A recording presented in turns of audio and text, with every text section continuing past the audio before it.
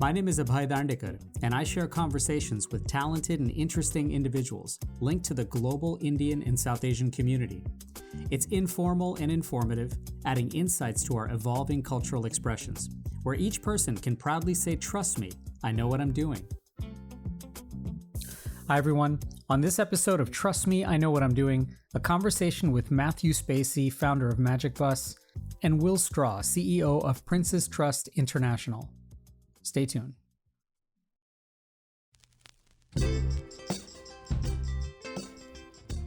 So a huge thank you to everyone for listening to Trust Me, I Know What I'm Doing, and sharing it with your friends and family, and for following us on social media.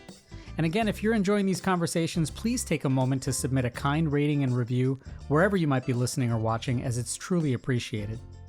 As a pediatrician, I'm grateful that it's in my consciousness nearly every day, but it deserves saying over and over again that the true impact of our actions now are actually tomorrow's realities for today's children and young people. Now, with so much going on in the world, and since last week was Thanksgiving here in the US, I wanted to take a moment to think critically about what we're doing to accelerate prosperity, health, and fulfillment for future generations, especially in India, where both the gaps and potential opportunities for youth are simply enormous. And like it or not, even though we're so globally connected, creating structural change requires a thoughtfulness that acknowledges that we often start these conversations from the outside looking in and need to really understand vantage points and local context before asking the questions of who and why and how much. A few weeks ago, I had the chance to sit down with Matthew Spacey and Will Straw. Matthew's a former rugby professional and entrepreneur, and the founder of Magic Bus, a nonprofit he established nearly 25 years ago after what began as an afternoon rugby game with local youth transformed into a community-based ecosystem of engagement through mentoring, sustainable vocation and life skill training, education with activity-based curriculum, and ongoing support to go from childhood to livelihood for marginalized youth across India and South Asia. In 2023, Magic Bus will work with about 1 million children and place 120,000 young people in gray and white-collar jobs. And Will Straw is the CEO of Prince's Trust International, where he leads their work delivering education, employability, and enterprise programs to young people around the world, synchronizing with local delivery partners like Magic Bus. Prince's Trust International currently has 40 partnerships in 18 countries and has directly supported over 28,000 young people in the last year to gain employment and life skills for the world of work. Together, the aim in India and South Asia is to impact 7 million adolescents by 2027 and build even more programs for women and rural communities. We caught up as Matthew and Will were sharing their work with potential donors, and we had a chance to chat about their ongoing challenges and opportunities, defining success and lessons learned, and even the optics and reality of colonial history and race as it factors into building trust. But I started by asking Matthew to reflect a bit on what's changed and even what's remained the same with Magic Bus since he began.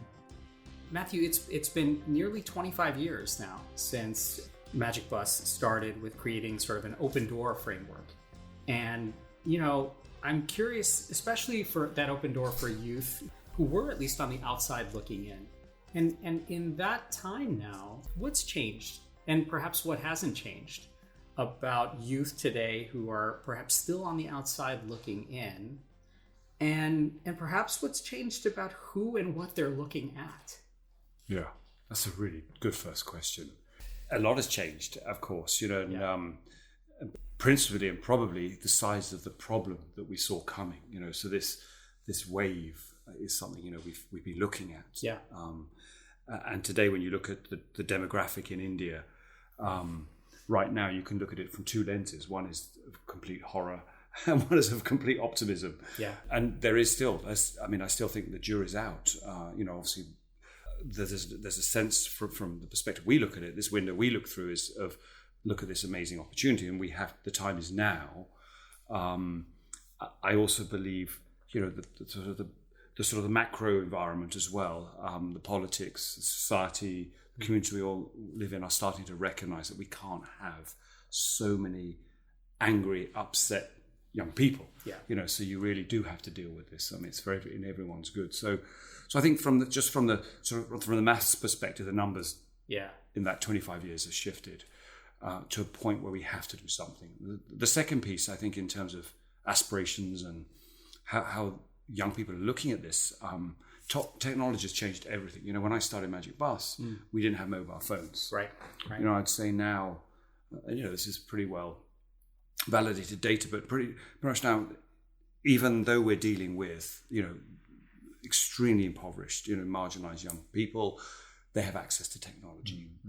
And, you know, they're seeing things now that they didn't see before, you know. So it's, you know, what has been traditionally an agricultural sort of quite a karmic sort of Gandhian view, I think, you know, of how, you know, how we'd like to exist in India, to being one where I really do, I'm starting to get a sense of what I could be, but I don't know how to get there.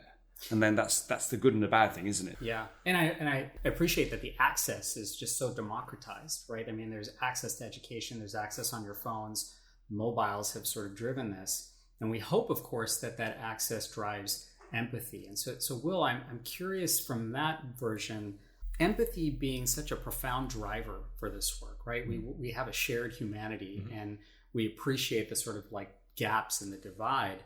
But how do you scale that? How do you scale that sort of deep empathy that we all sort of have, but with the work that you're doing in a way that it's compelling to others on a day-to-day basis, and especially to those who might be new to understanding these problems, understanding these situations?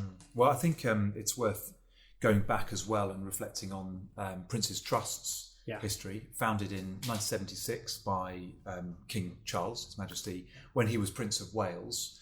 And at that time, very much focused on social unease in the UK, a period of industrial strife and high levels of youth unemployment. And the initial programs were to help young people in the UK to gain the skills for meaningful work or to set up their own business. And that's really driven the philosophy of the Prince's Trust in the following 5 decades, and now expanded programs to 23 countries, including, of course, India. And I think you're right, it is that insight about empathy and the importance of giving young people a chance to succeed. But knowing that while there is a moral dimension to this work, there is also a self-interested dimension, which is that if you let young people down, if young people are not provided with the opportunities to better themselves, to find work that they find meaningful, to advance careers, then we know the consequences. And that's where, you know, countries over the years have found social unrest. So I think exactly as Matthew says, we're at this inflection point in India where there are profound demographic changes taking place, this incredible youth population, great advances in sort of early childhood development, and reductions in the mortality of under fives, leading to many more young people reaching the age of 18. Burgeoning population. Absolutely. How do you scale it? Well, I think that is where the work of organisations like Magic Bus and Prince's Trust come in, but also where governments need to recognise what young people are telling them, which is that education systems are not preparing young people for the world of work. So there have been great advancements in India, as in many other countries with education systems, very significant increases in attendance, but it's not necessarily translating into attainment or indeed in the skills that will equip people for the world of work. I'm curious about one thing in that, you know, if I'm not mistaken, this is the 5th year of partnership now with Magic Bus and Prince's Trust, right? It is, So I mean, first off, congratulations on that. And if you think about that backdrop, right? So there's the empathy to scale. There's this idea that we're, you know, really making progress when it comes to some public health things and enabling and empowering youth to live, hopefully, happier, better, more productive, and, you know, engage in that livelihood. I'd be curious as to how you recall some of those first impressions when learning about this work. And, you know, now as in leading this effort with Prince's Trust, if you had to reflect back on when you first learned about Magic Bus, how would you describe what an effort and the work that, say, Matthew is doing? How would you describe this to a prospective partner? Well, I'm a bit of a Johnny-come-lately because I joined Prince's Trust International in 2020. So the programme was already underway by then. It had been piloted and the scaling had started. And then, of course, COVID had hit as well. Yeah. So much of the delivery was moved online. So my first impressions of Magic Bus were of an organisation that was very, very significant in scale, had great competence, and in terms of our own partnership, in terms of the Get Into programme, was already delivering results for young people in the most difficult circumstances. Sure. So it was the easiest decision for me to take to say, well, we should be putting more of our resource into this partnership. Yes. Thankfully, Magic Bus were keen to do the same. Yeah. And so we've been able to significantly scale the Get Into programme over the 5 years of the partnership, reaching around 5,000 young people last year. And I think, we're at a stage, both of us, I think we're not startups. We have a great deal of pedigree in what we, in the work we do. And I think with that comes a level of maturity about focusing more on the impact rather than our brands operating to get to that impact, right? So, we live, I believe, in a world where there is increasingly connectiveness, not just from the technical perspective as individuals, and how we're looking at how we are all into beings, right? So, and I think, this idea of coming to that 1 + 1 = 3, but I'm, both Will and I are here to look at how do we forge a much closer partnership, bring in more partners, right? We're talking about, you spoke about this crisis in many ways of youth in India. I think it's a 40% unemployment rate now of under 23-year-olds, 3%, 4% of children in 12th standard get placed in organised sector jobs. Magic Bus is a tiny cog in that, right? And I think, and I think Will also says, well, we are also, but actually if we start building coalition, if we have a more collegiate approach to the fact that we can focus on what is that North Star of impact, and how do we just bring fellow journeymen into that is I think the wisdom that makes the work. I think the other point I would make is that scale is obviously the goal. Right. There is this incredible need, and the impact of what we do is profound, but we shouldn't lose sight because of the extraordinary numbers. Whenever you think about anything in relation to India, to feel hopeless about it. Yeah. Each individual person who is supported by a program and has the chance to raise themselves up to fulfill their potential is something that should be celebrated. You're listening to Trust Me, I Know What I'm Doing. After a quick break, we'll come back to our conversation with Matthew Spacey and Will Straw. Stay tuned. Conversation. It's the antidote to apathy and the catalyst for relationships. I'm Abhay Dandekar, and I share conversations with global Indians and South Asians, so everyone can say, trust me, I know what I'm doing. New episodes weekly, wherever you listen to your podcasts.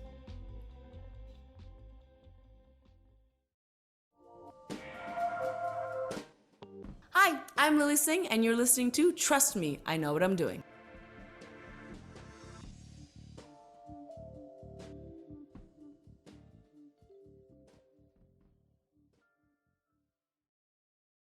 Hello everyone, my name is Tam France.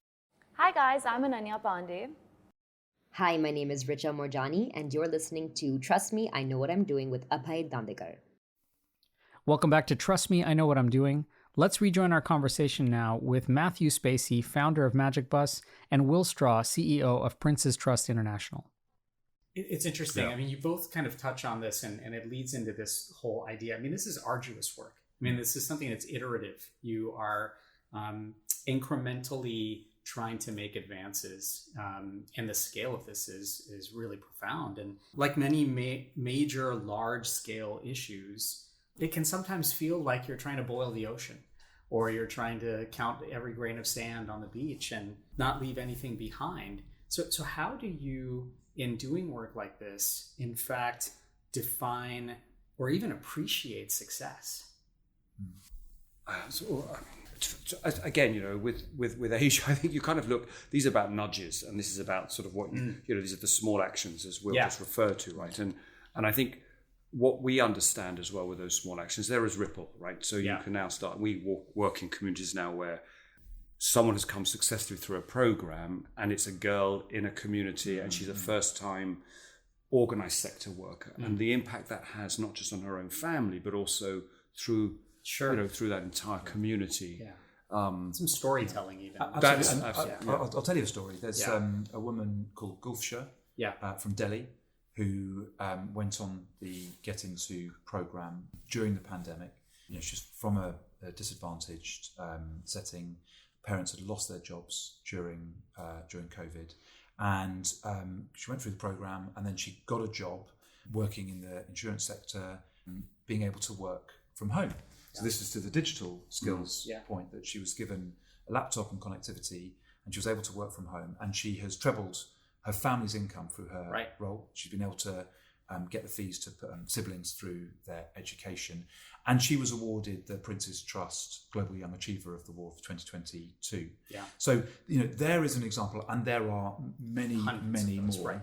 But hers was particularly striking, and it's obviously the impact for her. I had the great honour to give her the award at a ceremony we did at the British High Commission in January of this year, and then she came to the King's coronation and sat in Westminster Abbey, and so I had a chance to sort of talk to her on a couple of occasions, and just the self-confidence that she now has because of this opportunity, but also the ripple effect that's having for her family, for her community. It's almost like building circles of empowerment, if you will, because they're so additive in that way.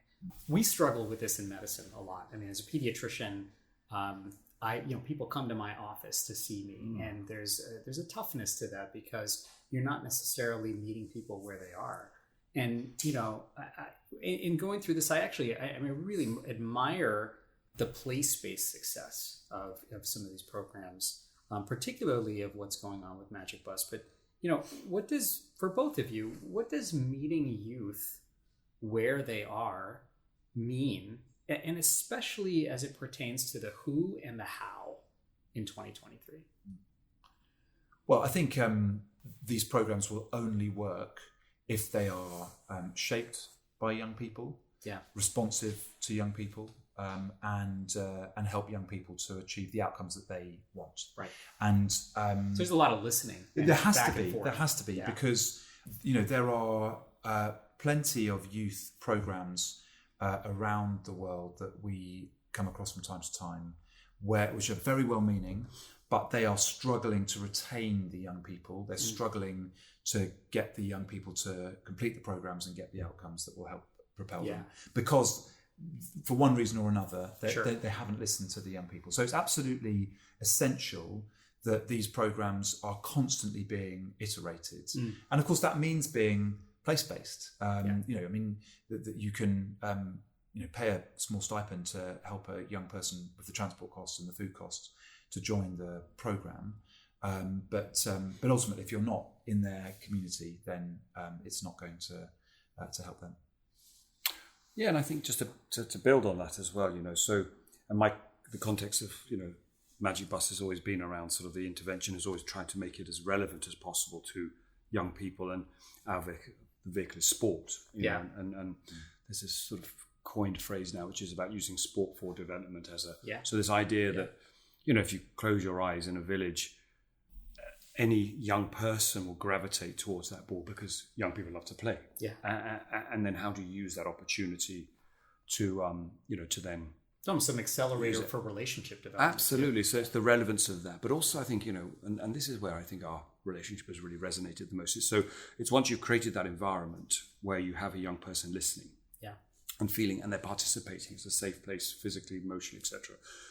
It's about what you do with that. And I think for me, it was a difficult lesson because I did it the wrong way first, but is you don't jump straight to the opportunity structure. So you don't sort of jump straight in and say, we're going to give you a job, because I did that and I failed, right? And I think this is also what differentiates Prince's Trust, the Magic Buses, and the hundreds of thousands of young people we work with every year, is that it's so much about the idea that a young person living in incredibly challenging environments can be successful and happy. And this idea of happiness is just something we're sort of less patient with, I think, as people. The outside world is. Will and I are sort of that's always trying, because it, there's a lot of, in our world there's a lot of box ticking, right? Sure. Put them on a training program, they got a job, right? But I think what we've both learned would be the fact that you have to build the relevance in the way that you're delivering, but also it's all about agency, this actualization process a young person needs to go through to say, I can do this, right? And then the job piece, to be honest, is never easy. It's never an easy thing, but it's definitely the easier part of the the equation and the success piece. You mentioned that like the lens often for the people who are having conversations with both of you, in fact, based upon the attention spans and box checking that's actually out there, that's a reality for many people. Yet in the end, it's all about building ladders, right? So like if we think about building ladders for life skills and employability, but learning from the mistakes of the past, that it's not just simply about giving someone a job. It's actually a lot more holistic than that, right? Yeah. But still, it requires capital. It requires social and structural change. So in an era where there's a lot of box checking and there's a lot of choices that people have to make and limits on time and resources and attention, is philanthropy enough? Is it? It's one part of it, and yet how do you actually make it a holistic version where you're enveloping policy and social changes and even just sort of cultural embedding of this kind of philosophy, so to speak? Well, ultimately, it's a really complex question. No, but it's a brilliant one. Absolutely right. I mean, in a sense, the history of social progress has been charities addressing social need in a localized way with therefore much disparity, and bit by bit government recognizing the importance of that provision. So if you look at the growth of public education systems, of public housing projects, in some countries, of course not the US, public health systems. Sure. So I think in this space there are several things that are happening. That the first is a recognition that the modern world of work requires more than just numeracy and literacy. It requires what the International Labour Organization calls core skills. Some people refer them to as soft skills, but actually they're quite hard. Self-confidence, communication, teamwork, problem solving, resilience, managing feelings. And so a recognition that this is something that education systems will have to absorb. Secondly, in many countries around the world, there are significant demographic challenges with a cohort of young people coming of age who will not all achieve jobs in the formal economy. And so many will need to branch out on their own and become entrepreneurs, employing their peers. And then thirdly, but just as importantly, a recognition that employers have a responsibility to take a bit of a chance on young people, that young people can't gain experience if they don't get a job. So sometimes it's right to do that on the job training. Now, these are things that are absolutely central to the philosophy, vision, mission of Magic Bus and Prince's Trust, but we will only be able to reach a fraction of the young people in India or further afield on our own with the generous philanthropic support. Hence, the answer to your question is that, in a sense, we might be the canary in the coal mine, having focused on this issue for some years, trying to alert bigger decision makers in government, in business, in civil society to focus on this issue. Go ahead. And excellent answer. And I think so as you get to a certain critical mass yourselves, right? And we've kind of reached a size where we say, okay, well, if in a country like India, when you look ahead, there's about half a billion people who are out of work at the moment. And sort of there's people smarter than us have gone and said, well, actually, the non-profit sector like you can probably deal with 100 million. I mean, there's silly numbers, right? And so you sort of say, well, actually, in order to address that, Magic Bus, Prince's Trust, what's the critical size we need to get to prove and validate systemic change? And so we can't do the government's work. And so you sort of start pulling in all the various stakeholders you think are going to be important when you think about systemic change, so that policy and government, of course, are there. The capital systems we have are there. The social fabric of community and non-profits are there. And so inevitably has to become that, right? So, and you're a fool if you don't think, if Magic Bus was to go out and say, look, we can solve the 100 million, look at us, we've got great IP, it's algorithmic. You need coalitions, you need absolutely a family of builders. And in some ways it's foolish to go beyond the size that you feel you need to advocate, because the government have a critical role. Business has a critical role. Philanthropists have a critical role. And in many ways your conversation goes away from, so we're both here because we want to try and raise capital to feed our programs, but ultimately the other conversation, the parallel conversation, is how do I persuade you this is a larger problem than that, right? You're listening to Trust Me, I Know What I'm Doing.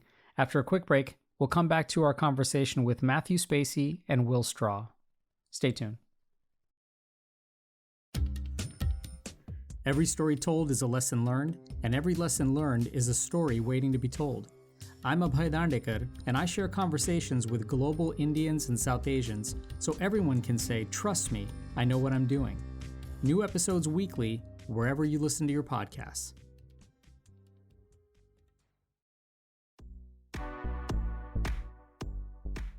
Hey, this is Cal Penn. I'm an actor, author, former public servant, and you're listening to Trust Me, I Know What I'm Doing.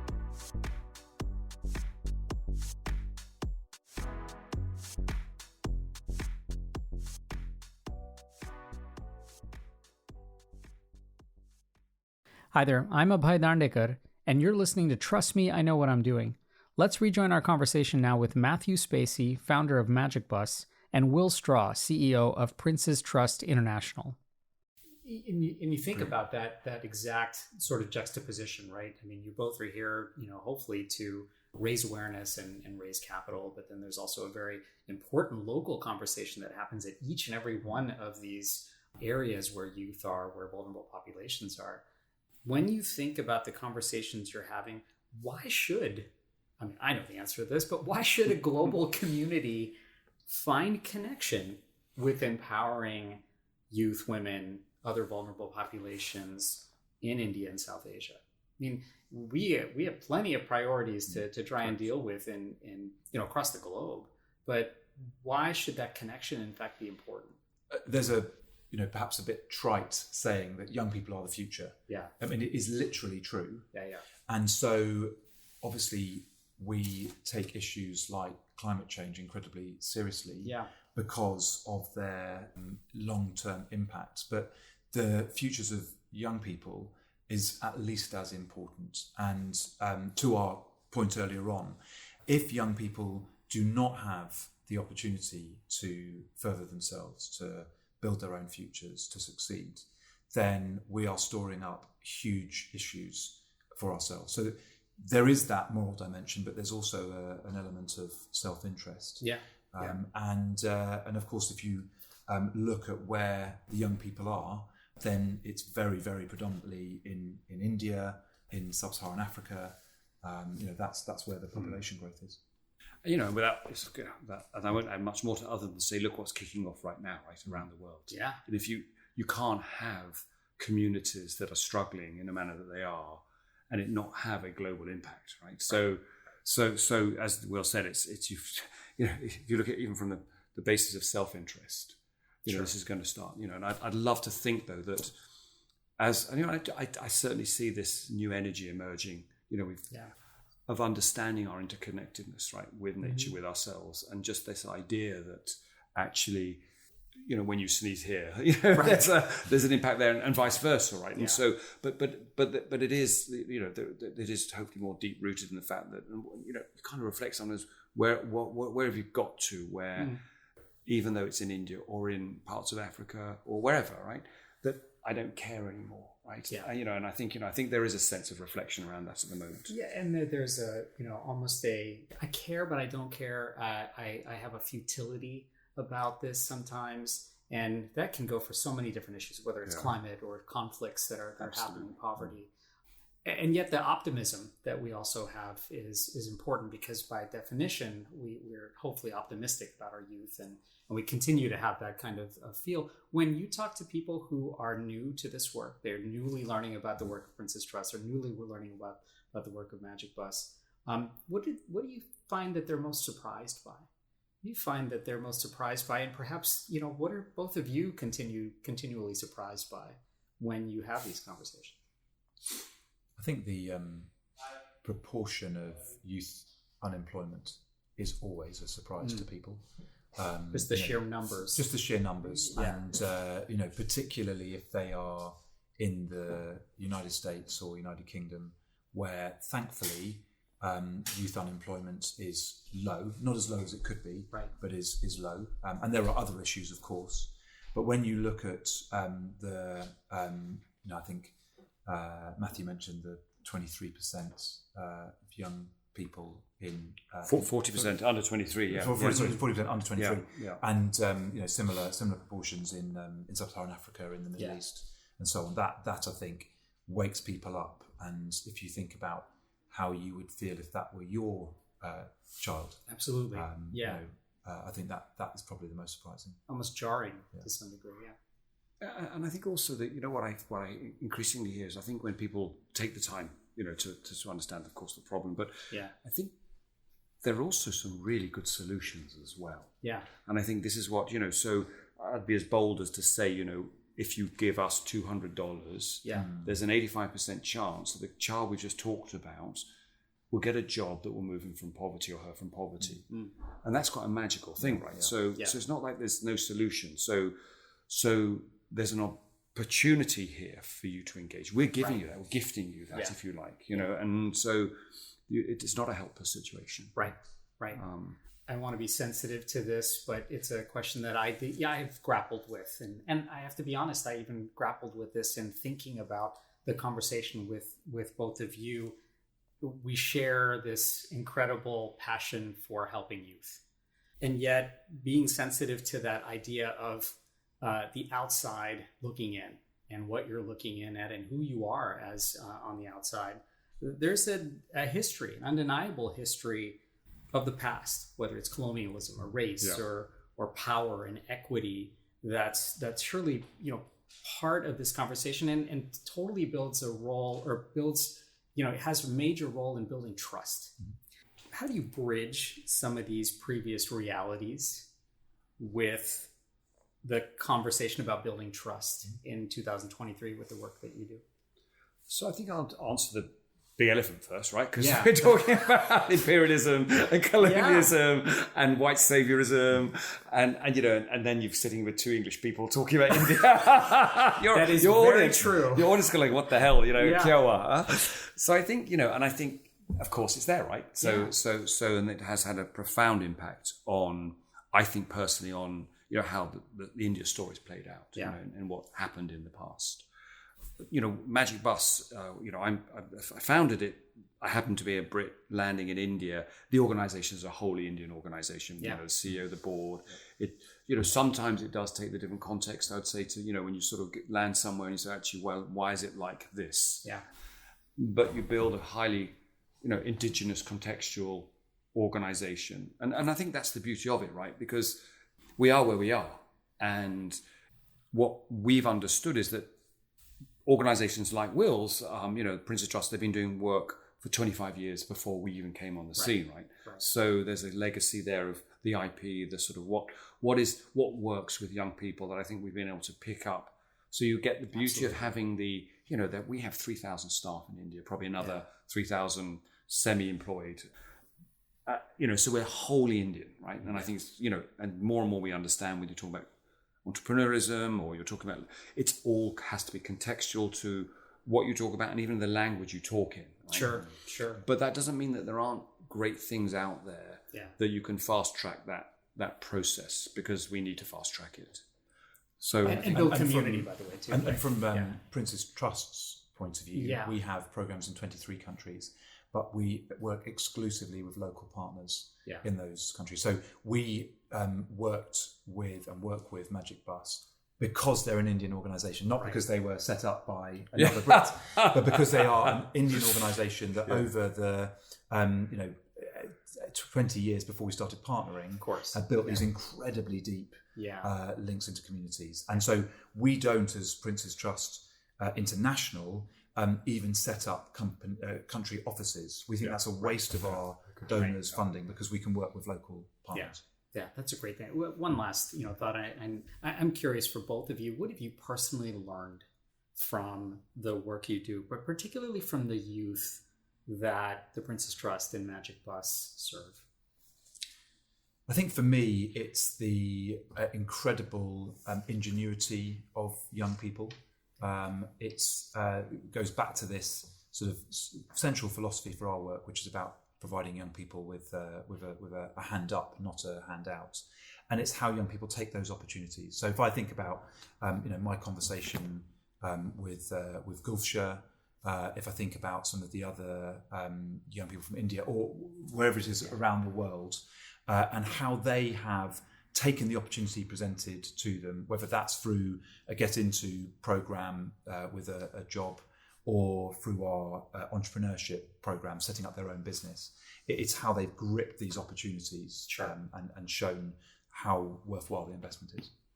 So I completely agree with that, right? So it's full of surprises. And I think just to build the next chapter onto what Will has just said, it's what they do after that as well, which makes a huge difference. Yeah. And these ideas of alumni networks we're building out now, which when you move young people from poverty, because you've suddenly given them financial security, and that happens in a generation. But I would like to think that the majority of young people in the graduate, millions of young people now have, are coming back into the system and saying, how can I help build a better country?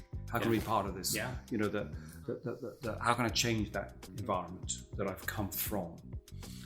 And that's why I have so much optimism, really, I do, about this, what's about to happen in the world, not just in India, because I think young people are realizing they're holding the reins and building a new cultural and environmental, financial context to I think our next chapter.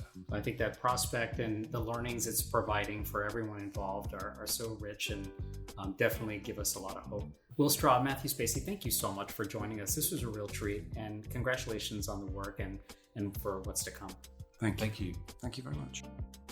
Thanks so much. And please visit both Magic Bus and Prince's Trust International online to learn more. Till next time, I'm Abhay Darndigar.